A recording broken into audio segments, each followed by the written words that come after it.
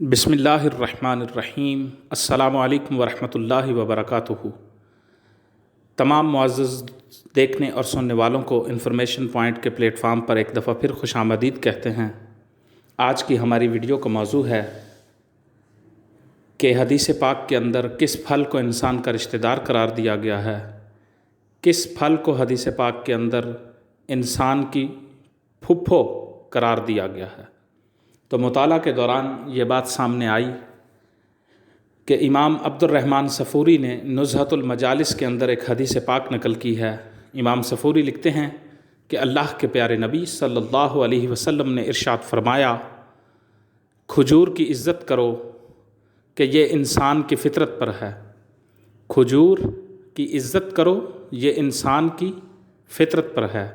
یہ آدم علیہ السلام کے بالوں اور ان کی میل کچیل سے پیدا کی گئی ہے۔